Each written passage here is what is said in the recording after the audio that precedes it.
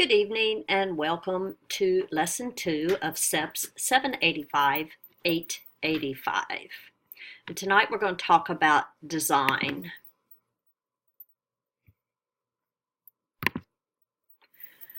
So curriculum design, also known as the organization, refers to the ways in which we arrange the curriculum components. Now, regardless of the underpinning curriculum model that we use, all curriculum designs endeavor to address four curriculum components. Why do we initiate instruction or aims? What should we teach to realize our set aims and objectives, the content or the subject matter? How can we communicate target learning experiences, pedagogy, instruction? What have we realized and what actions should we take accordingly in relation to the instructional program, the learners that we have, and the teachers? What type of evaluation? Although most, if not all, curriculum designs include these four components, they significantly differ in how they address these elements because of the curriculum philosophy and model on which the design is based. So when you look at these questions and you ponder them, how do we identify what we want in the curriculum? How do we arrange it? And you have to consider that all of us come from a different frame of reference. So just because we know something and we understand the logical sequence that a lesson should go through, or we understand some of the content material, we bring something to the table with us. Just because we know that does not mean that our learners immediately understand the same pathway of logic or that they understand what we're talking about. So it's very important to always try to be explicit and clear in what you are presenting. So let's talk about a few myths of education. One myth of education says that education can eliminate ignorance. And we know that's not true. It can help reduce ignorance, but it can't eliminate it. Well-designed education can supply all knowledge needed to manage society and Earth. So I think you're catching on to these probably by now. And it can help supply knowledge, but it cannot supply all the knowledge that we need. Educational curricula are increasing human goodness and instilling wisdom. And I'm sure you've probably guessed by now that it can increase, but it's not going to constantly increase it. And education's primary purpose is to provide upward mobility and economic success. And although we know this is important, that's not necessarily what it is. It's to foster the ability for people to achieve mobility and economic success, but it doesn't necessarily provide it.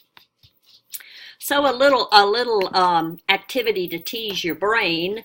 I put the link in here so you could go look at some brain teasers, but I'm going to turn the slide to the next slide. And I want you to look at this image. And it's a group of panda bears, and I want you to find the dog that is in the panda bears, and you only get 5 seconds. So I won't sing the Jeopardy music to you, but I'll just count to 5. So here we go. Get ready.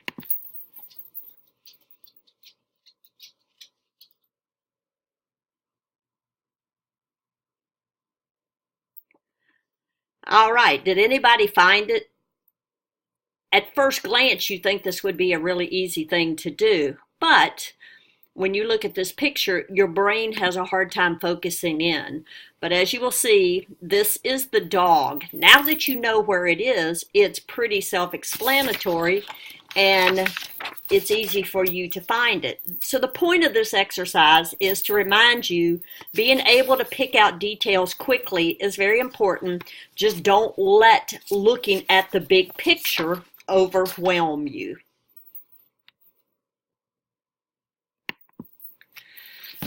So curriculum aims or goals relate to educational aims and philosophies. They are programmatic and normally do not delineate the specific courses or specific items of content. Typically, they refer to an accomplishment of groups like all learners will, learners in general, most learners, rather than the achievement of individual learners. They are broad enough to lead to specific curriculum objectives. So you see here it says that the aim is to operate an automobile, and you read through the goals and objectives, you see that you have to learn how to mechanically operate it, obey the rules of the road, and then to drive successfully. So when we look at this conceptual framework, we see that it provides boundaries within which facts, concepts, theories, and propositions from the three theoretical sources interact with clarity, coherence, and consistency. From the framework, we get our objectives. The framework gives direction to the curriculum design. Finally, the conceptual framework serves as a background against which our objectives can be tested. A conceptual framework for curriculum encourages a systematic curriculum evaluation that will eventually allow us to more accurately describe, explain, predict, and control the work of the curriculum.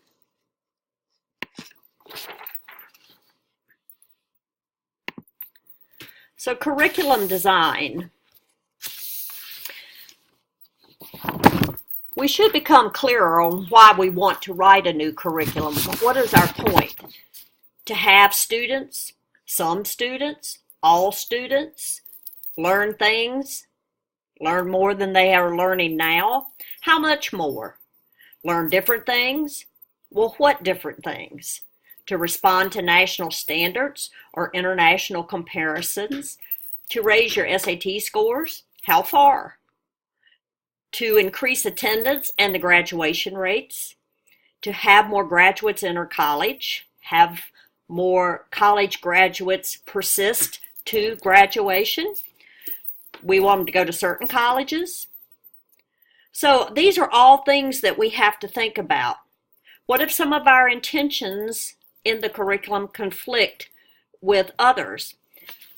And what could get in the way of creating this new curriculum?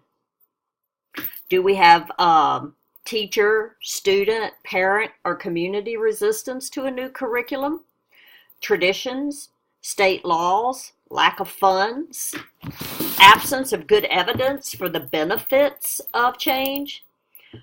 So as our goals and constraints become clear, we could identify some alternative design concepts to focus our thinking on curriculum possibilities. A design concept for curriculum could be to organize instruction around inquiry at every level and in every subject, or to focus strongly on community issues, or integrate the sciences and the humanities, or emphasize the development of lifelong learning skills. On the chance of finding design concepts that may not have occurred to us in the beginning, we could study the curriculum literature, we could search the internet, talk to university educators or trainers who have been involved in curriculum design, and look at the curricula in other educational entities. We would narrow down the possibilities to a few appealing design ideas that would work within the design constraints that we face, and think over our desired goals, and then choose an approach that would seem to be our best bet.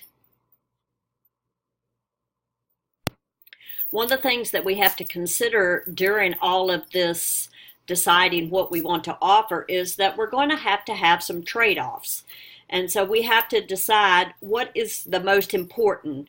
A choice, for instance, between a desire to have students cover a large amount of material, or to have them develop a deep and lasting understanding of what they study. Our design could describe the structure of the new curriculum, its content, and how it would be operated. So as the actual implementation of the curriculum design progresses, we could come up against unexpected difficulties. So even with the curriculum in place, the design challenge is not over. Maybe the actual curriculum would not match the design very well because we did not take into account the variables that happen in the district, the classroom, or in the training session. So curriculum design is something that always has to have some focus to make sure that your curriculum is teaching what you intend for it to teach. So here we talk a little bit about a lady who is considered a pioneer in curriculum design, and her name is Hilda Taba, who we'll study later. But she thinks that curriculum implementation faces issues because of poor design resulting from not truly considering the philosophy, the theoretical foundations, and the intended learners or participants in the particular curriculum.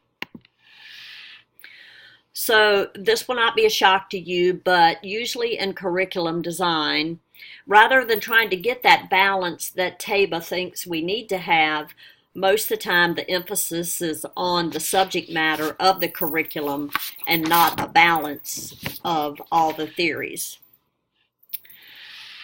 We talked a little bit about this last week in the lesson, but a lot of times in curriculum design, you have what we call the trend of the day, or the current trend in education, which does influence a lot of what happens in the design of a curriculum. You know, we talked about total quality management, but we talk about trends in customer service if you're doing training, or trends in manufacturing processes such as just in time, or the Six Sigma kind of standards that people think that this is the way that we need to do things, and so we try to tailor the curriculum to whatever's the current way that people want to have things done. Well, this is not supposed to show you the answer, but since we're already in the middle of recording, I will just leave it like it is. But this was another thing to see if you can figure out what this is. But you can see the answer on there, but it's pretty easy. You have 12 because there are 12 eggs.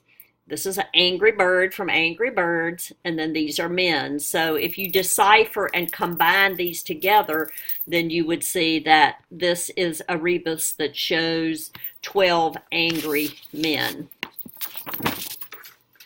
This is some terminology most of you are probably familiar with, and it has to do with horizontal and vertical organization. You have that in organizational behavior. You know, you have people vertical that are on the same level with you, and horizontals where it goes up and down, as we say, the chain of command, or up and down the ladder. But horizontal in curriculum design blends curriculum elements to create a contemporary type of studies course, such as women's studies, history, math, and science are examples. So they take the scope and integrate different subjects. Vertical is sequences, what we're more familiar with, and most of you have experienced that. You took Algebra 1, then Algebra 2, but geometry could kind of sneak in there anywhere it wanted to. But vertical sequencing is just what it is. English is taught every year in public education with a slightly different focus and an expansion of the content. So curriculum design versus instructional design, we talked a little bit about this last week also. Curriculum design is the total plan that takes all four of these components: what you want to teach, the content, the experiences you want them to have, and the evaluation, and puts them together. So when you're planning a curriculum, those who construct it may place different emphasis on different parts. You know, we do have some curricula that are very process-driven or very evaluation-driven, and some people feel like objectives or the content, what the learners actually engage in, is the most important part. And that goes back to the philosophies that underpin it. and we talk about instructional design, that is one component of the curriculum. It's what experience the student will have and how will they have that experience. Will it be through a simulation? Will it be through some type of hands-on learning or doing in the classroom?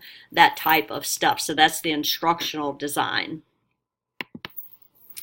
So now we're going to get a little bit more into the background information of curriculum design. And you see here that there are 5 different facets of places that you can get information to develop your curriculum. So science could be a source, society, eternal and divine sources, knowledge, and the learner. And this is just background information so we can understand the different sources. Science as a source, its biggest component is that, in scientific inquiry, only things that can be observed and quantified are important and relevant to the curriculum. So this type of source for curriculum planning really teaches that everything should have a rational, well thought out process. Think about the scientific method for doing things. Society as a source is a little bit more broad. Society has some kind of input into what they feel like the learners or the trainees in the particular society need to know to be contributing, well-adjusted members of the society. External and divine sources is a little bit different. It's a realization of the importance of people's values and personal morality. So spirituality it's not a reference to divinity per se, but the lived reality, the experience, and the possibility of experiencing something through learning. So drawing upon spirituality allows a curriculum to be undergirded by questions about the nature of the world, the purpose of life, and what it means to be human and to be knowledgeable. So knowledge as a source does not leave out any particular content. If you refer back to the book, you will see where Hunkins says that knowledge is the only source of curriculum, and society and what we know about learners serve as the filters in the selection of the content that we should have in the curriculum. It basically says teachers should teach how the scholars in the particular discipline will convey the particular knowledge. History should be taught or learned as if you were a historian, biology like biologists, and mathematics like mathematicians. So last we have the learner as a source, and we take the hallmarks of what makes a person a learner and try to emphasize them in the curriculum organization.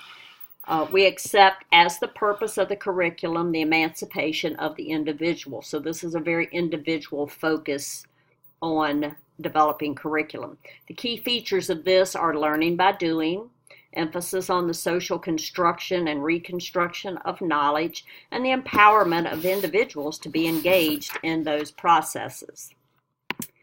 Now, just a couple of side comments. Although we talk about this, and we know that these decisions, these concepts that you develop in curriculum are essential, a lot of times it appears that curriculum has not been the result of careful, well thought out design deliberations.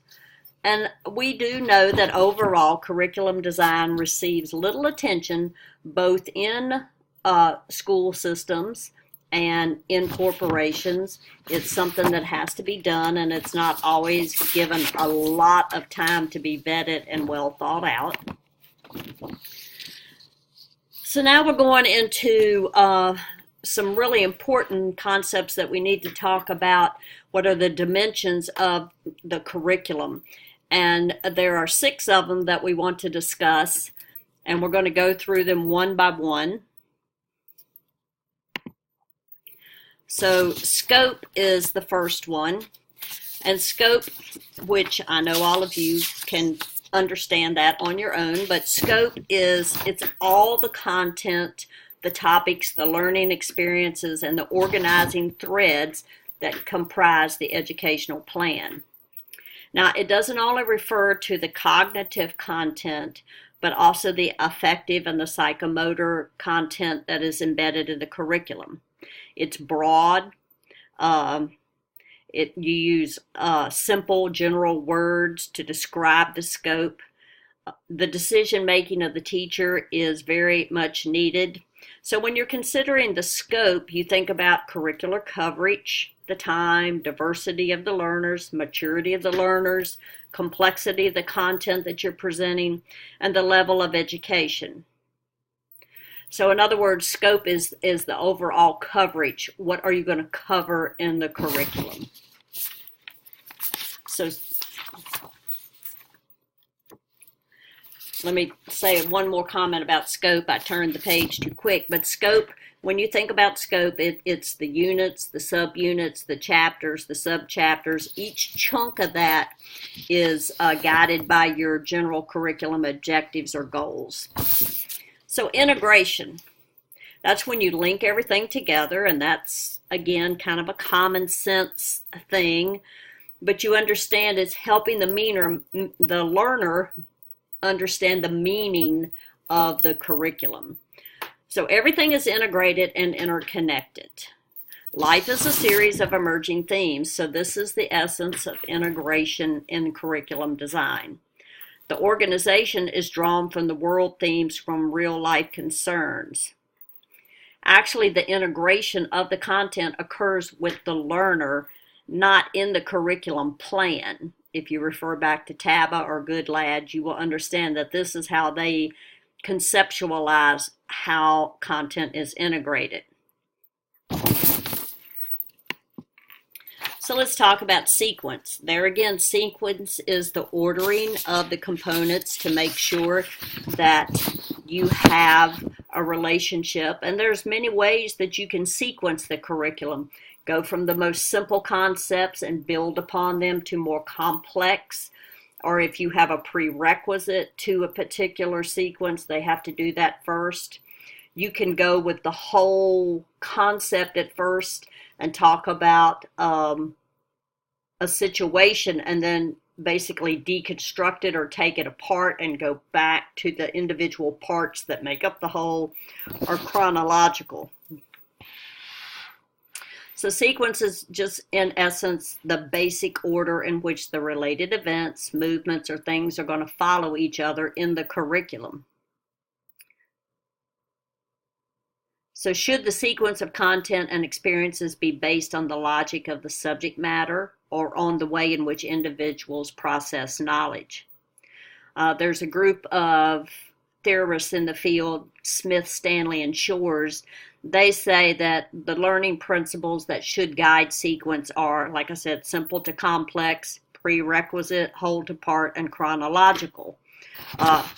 Posner and Strike, other theorists, say that maybe your sequence should cover concept-related, inquiry-related, learning-related, or utilization-related.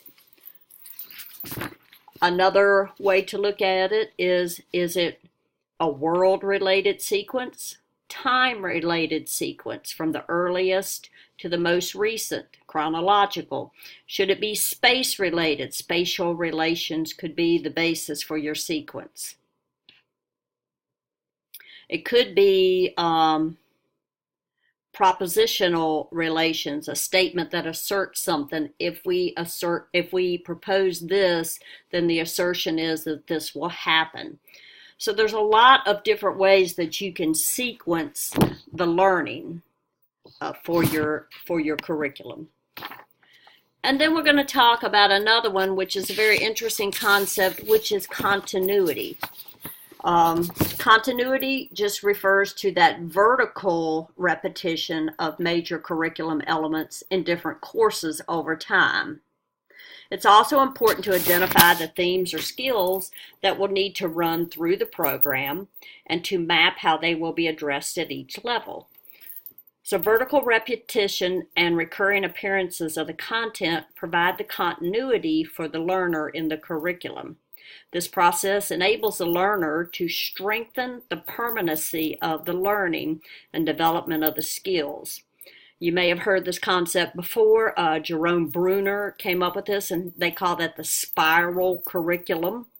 For learners to develop these ideas, these have to be developed and redeveloped in a spiral fashion in increasing depth and breadth as the learners advance.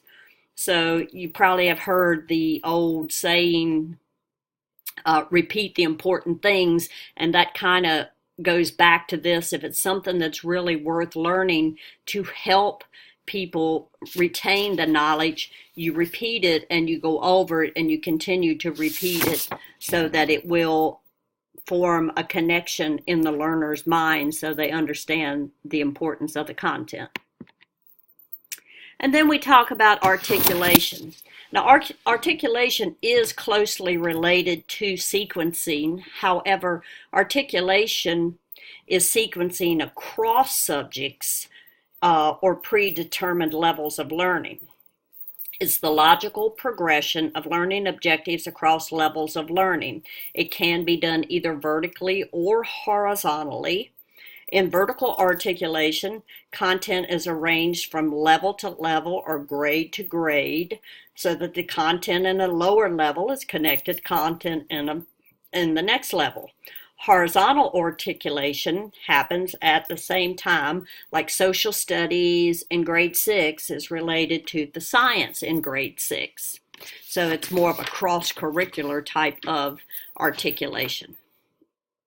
The last concept is achieving balance, and balance is making sure that you have equitable alignment of content, time, experiences, and other elements in the curriculum design.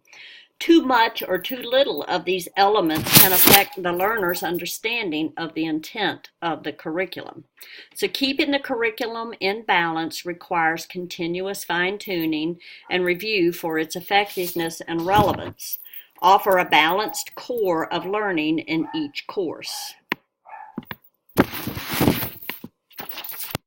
So now we're going to talk about 3 representative designs that you could use to develop a curriculum. The first one is content or subject. Then you have learner-centered or problem-centered designs. So let's talk about subject-centered first.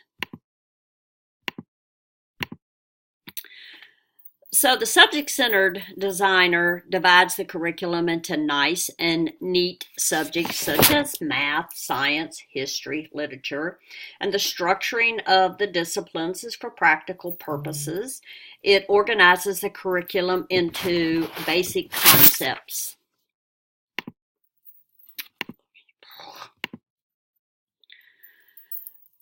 So where the division of the curriculum stops depends on its purpose. Any expert in education knows that subjects overlap and the division is often arbitrary. In addition, every subject can be further divided into smaller parts. For example, English can be broken down into writing, reading, speech, grammar, and more.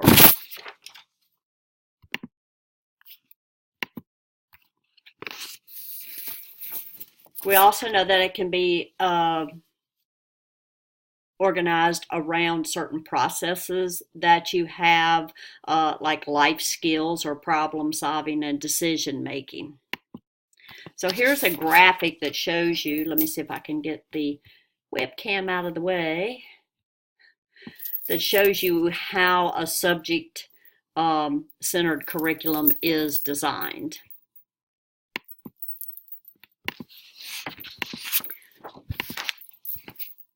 So here are some examples of subject-centered curriculum. Subject design, the drawback is sometimes it's too compartmentalized and it stresses the content so much that students have a tendency to not really connect with it because it doesn't go to their natural desire to be connected with the content. You can also have what they call the discipline design, which is a particular subject alone in isolation.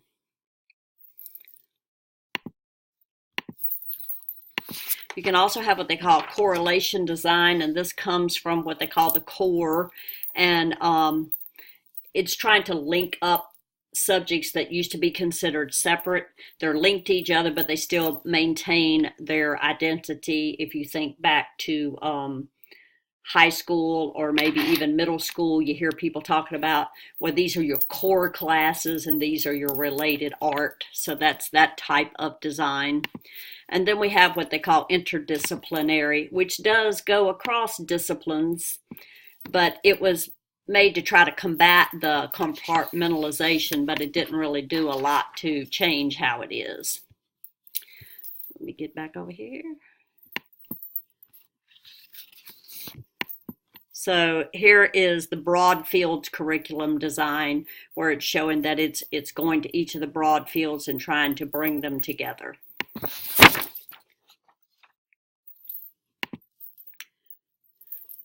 And we talked about this a while ago, that students should learn the subject like they are specialists in that particular area. So major criticism about this design is the lack of integration or horizontal articulation that students learn. Everything is so compartmentalized that the students often never see the connection between what happens in history and what happens in the sciences. The textbook is made by experts in the field who already know all that knowledge, and they even try to determine what experiences a learner should have. So now we're going to go to the second type. Well, let me finish this, I'm sorry. This discipline is often used in college. If you think about it, you know, your classes are very compartmentalized until you get into your major area, which usually takes often into your third year of college before you actually study classes that start to correlate with each other and become part of your major. So we have the learner-centered curriculum, which is centered on things that the learner finds relevant and important in the content, and it may explore some of the things that the learner does himself. So this goes back to a lot of work by some theorists, John Dewey, Rousseau, Pestalozzi, and Froebel, and it really is based on the needs and the interests of the child or the learner. So the learner is not considered just the person who sits there and takes in the knowledge, but this is someone who has to really engage with the content. You see the one statement in there where it says, this is where one learns by doing. In the STEM and professional studies field in education, this is a strong focus for how we feel like people who are studying the different areas, you know, instructional design or technology education, any of the training, those type of things, you learn so much better if you're actually doing the content and immersing yourself in it and becoming part of it than you do by just passively listening to it. So the learner-centered curriculum, we have what they call the experience-centered, where the experiences become the starting point. And so it's more of a very open environment. And you can read through these yourself, I know, so I'm not going to read them for you. Are there advantages? There's also what they call the humanistic curriculum. And this is something that's based on humanistic design that came from Abraham Maslow and Carl Rogers Maslow. And these focus primarily on individual student learning. The teacher's role is just to facilitate the growth by utilizing the interests and the unique needs of the students as a guide for meaningful instruction. So student-centered classrooms are by no means characterized by free-for-all. It just means that these classrooms are goal-based versus being content or standards assessment based. Student learning is judged by whether they achieve predetermined, developmentally oriented objectives. In essence, everyone can earn an A by mastering the material, because people learn best when they hear, see, and manipulate the variables. The method by which learning occurs is oftentimes experiential. So what are some advantages of this? The learners feel like that they have more of an interest in what is happening in the classroom because they are the experts at knowing what they need to know, what is important to them. And it also pays attention to the social and cultural context of the learner and has the learner be able to make sense of the content and the knowledge based on their social and cultural background. It also links what's happening in the classroom with the need for what is happening outside of the classroom. It makes it easier for learners to transfer these skills, and it encourages the learner to take this out of the classroom, do it at home, and it teaches them to persist at it until they become experts at manipulating the skills. So there are disadvantages to this type of learning, and it does require a different type of skill and a different ability to engage with the learners on the part of the teacher. You can't always rely on the standard textbook. You have to be able to bring in things from the real world to tie in the content to the learner's background. And the teacher also has to be aware of the learner's different social and cultural backgrounds so that the teacher is able to engage with them on their level.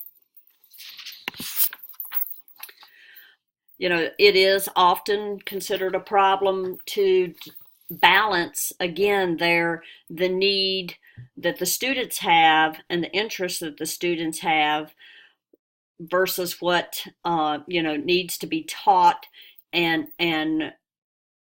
often that's not what the students really have a strong interest in, but you have to be able to get them to develop that interest and understand the importance of learning that. So now we're going to talk about the problem-centered curriculum, and this is one where it organizes the subject matter around a problem that needs to be solved. It's considered to be engaging for students because the students feel like they have a purpose for what they're doing. They're not just doing math problems to do math problems. They're not just writing sentences in English to practice their writing skills, but they have a real problem, a real world scenario that they're looking at, and they are trying to solve an issue. Now, there's different types of problems that they may explore. It could be life situations, problems that revolve around life at a given school, a given training session. If you think about some of the cases where you've been involved in things like that, think about case studies, scenarios, those types of activities. Those would fall under the problem-centered curriculum. So here is an older looking diagram, but it is a diagram of what a problem or a process-oriented curriculum looks like. So we talked about the life situation designs. You can read here that you talk about something that's happening currently in the community or in the organization or society that they're in, and you connect these real situations to what you're trying to teach them in the curriculum, and learners usually engage more. So there you go. This is called the Social Process and Life Functions Curriculum Design, and you can look at this later and see how all these things come in together to get the student more engaged in the curriculum. It also has a design that they call the core design, and this one really centers on the general education, and the problems are based on things that are common to all human beings. So this helps the learners to have a common core that they're working from.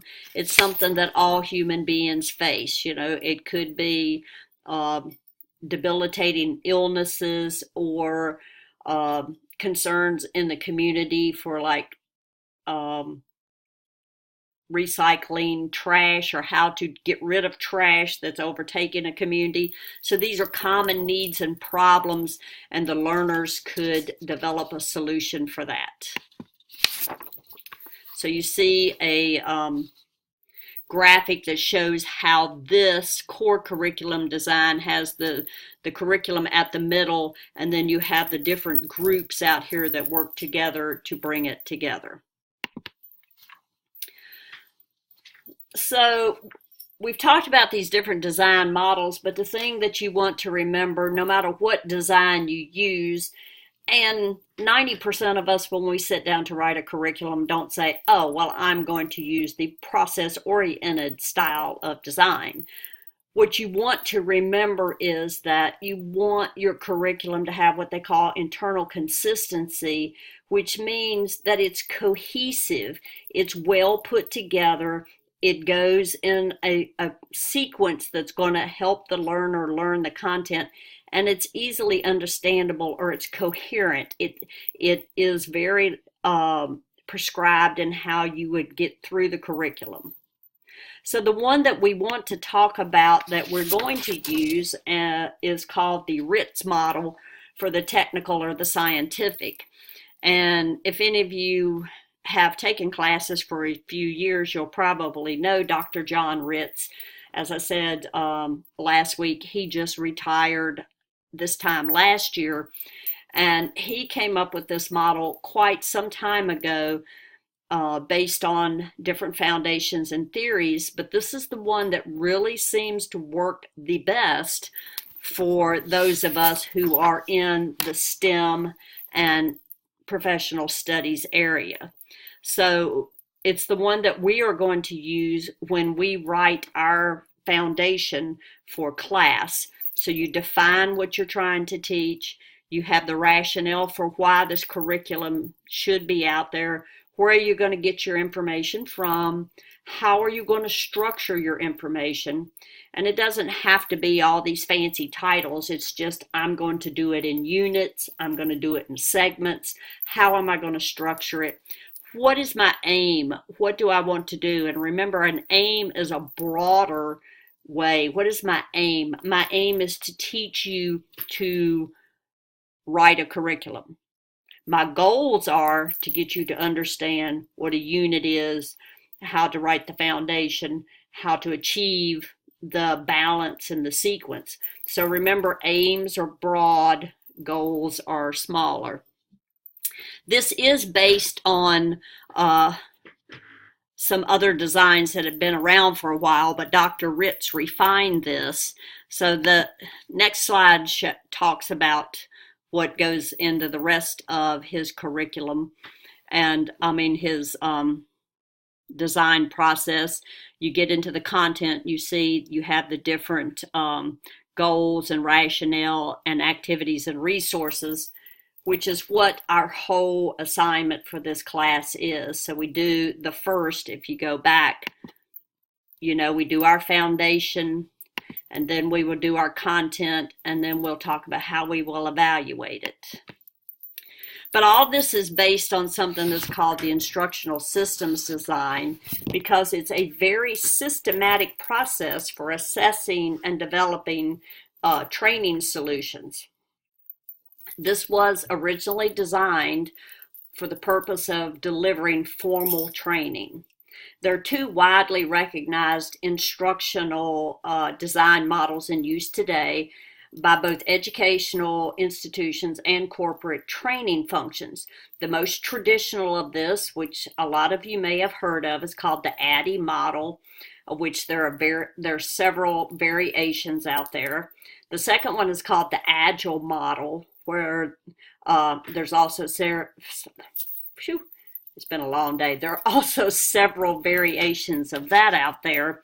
If you think about it, I know you've probably heard of rapid application development or rapid prototyping, rapid content development, and successive approximation. So these are the two main models, and I've included a link if you want to go look up more about that in the notes of the PowerPoint.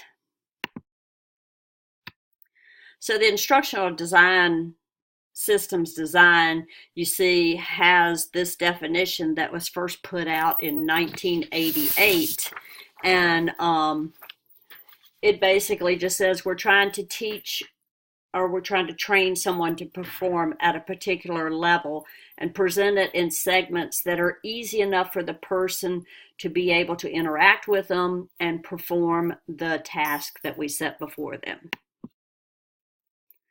So the instructional systems design model, like I told you, uses what they call is ADDIE, and that's analysis, design, development, implementation, and evaluation. As I said, the ADDIE model. Here is one graphic that shows some about the ADDIE model, just to give you a little bit to look at. There are many different graphics out there, but you can see that this one is pretty self-explanatory.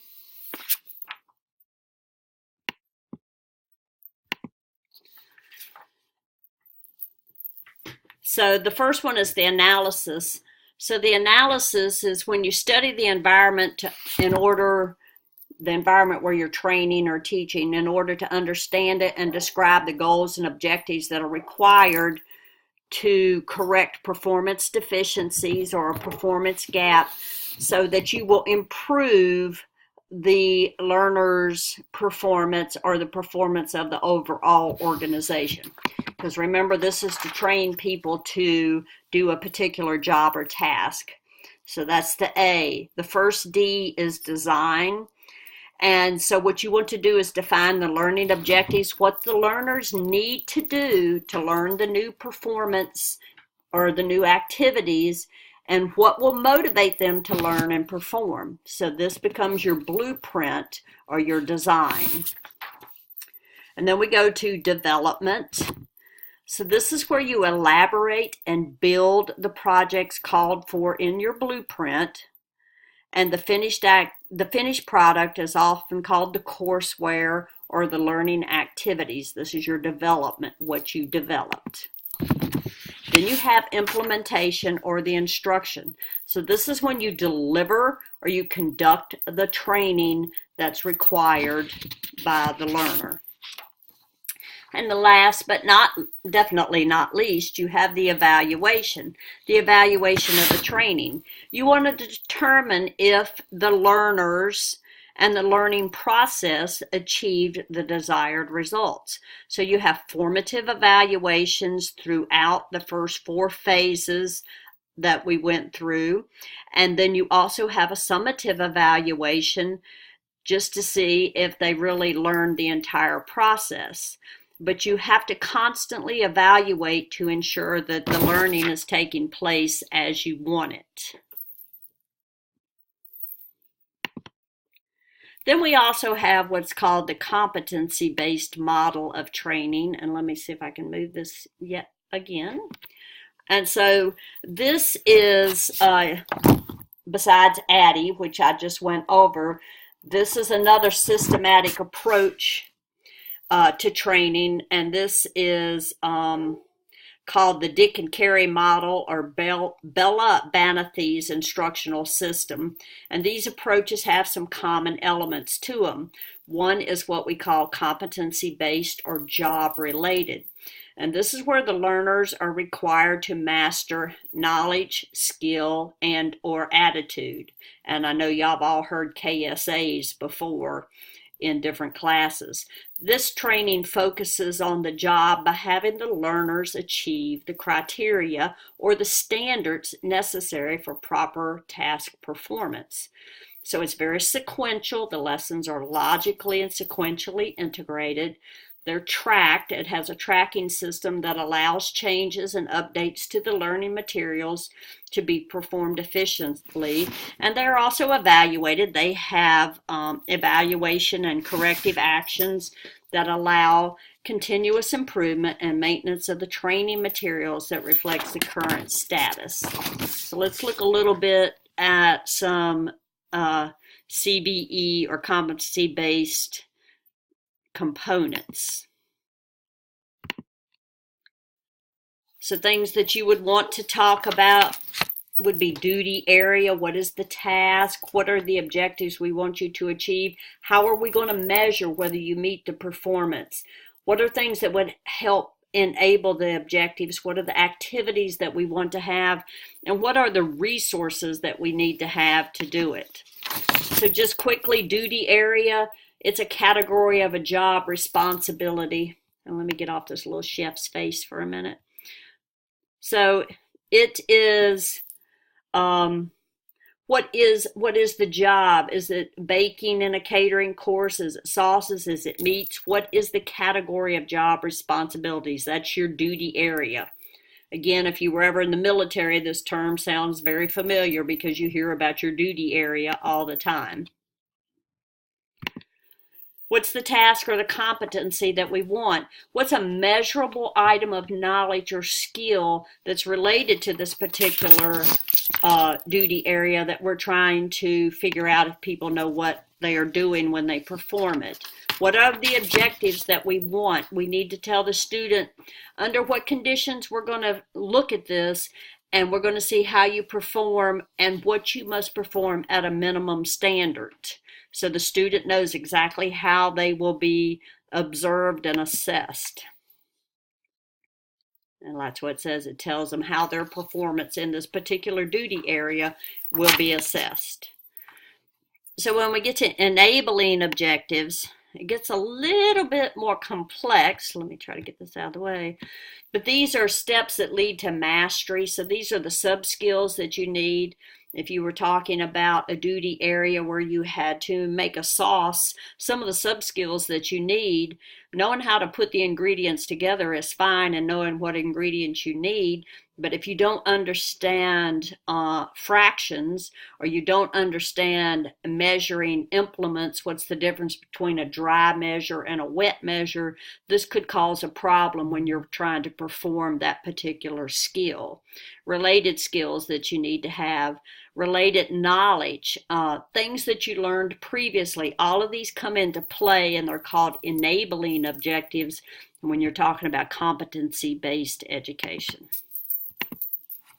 And then last but not least, we talk about the instructional objectives that you have to have when you're doing this type of mastery or this type of curriculum-based work. And so you talk about the different things that they could do. They could do demonstrations and simulations. They could do oral presentations. These are different things that are ways for the evaluator to assess whether a student has mastered the particular performance levels in the curriculum. And then one thing that you need to include is what are the references, or what are the aids, the different things that you use to help achieve your objective in presenting this curriculum. And this is sometimes a concept that's hard for people to understand, but it's really pretty easy. References make you think you're writing a paper, so you're thinking, I have to make a formal reference, but references are just a list. If you use something from a textbook as an activity, where did you get that from? Are there simulations you use? Do you use YouTube videos to help reinforce things? Are there games, if you teach in the K-12 arena, are there games that you use for students to help them understand math concepts, to reinforce? So that's what they're talking about when they say references. What are the things that you use in the classroom to help you, or in the training room, to help you ensure that the learners learn their objectives? So there's a couple of questions here at the end because normally we have class face-to-face, but like I said, we're trying a little different way. But just things for you to think about. So have you ever helped make a curriculum? Have you ever worked on designing a new curriculum to help someone? Now, if you've been a trainer more than an educator, it's a possibility that you have, because training changes a lot quicker than curriculum seems to in the educational arena. But if you've ever done this, think if you could just recall off the top of your head, did you really spend time discussing what is the scope and the sequence? And do you know if any of these things were written into that curriculum? The second question is a little bit longer, but it says, that a lot of times you're often told to fit the curriculum to the learner needs and capabilities. And standards and testing suggest the important result is the score, suggesting the curriculum should be adjusted to the test demands. So are these two views compatible? And why would you think they are, or why are they not? When you think about it, we do want to meet the needs of the learner, but we also have sometimes controls that are put into place that we also have to adhere to.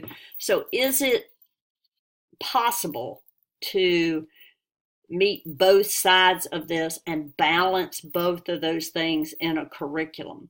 Are they compatible or are they not? Just a point for you to ponder.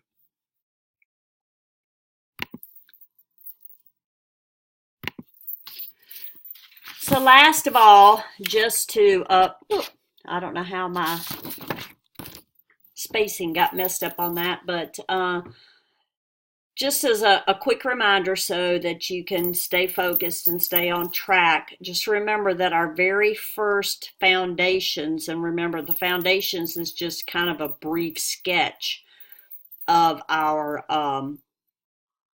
assignment. That is due on 6/23, and then you have a curriculum assignment. I can't find my syllabus right now, but we have an assignment due on 7/28, and that's at the very end. That's when your big full-blown curriculum is due. Think about what model you want to use. Do you want to use the Ritz model? Do you want to use this model, or do you want to do competency-based education? So what you really need to think about is first start thinking about what is going to be the foundation of your curriculum that you're going to work on. Remember, I said you can take a curriculum that's already in place and say, these are the changes I would like to make. So the foundation just has the six basic steps where you have to say, what is the rationale for it? What is the content? What's going to be the structure? So that's just basically the outline of the foundation of your curriculum. And that is due on the 23rd of June. So just things for you to ponder and think about so that you don't have a whole lot to do right at the last minute. Put this in your mind and start thinking about it. And just remember, if you have any questions or comments, to send me an email or send me a text. And we will have, let me look at my calendar, we will meet again on the 30th. So we will have face-to-face class again on the 30th.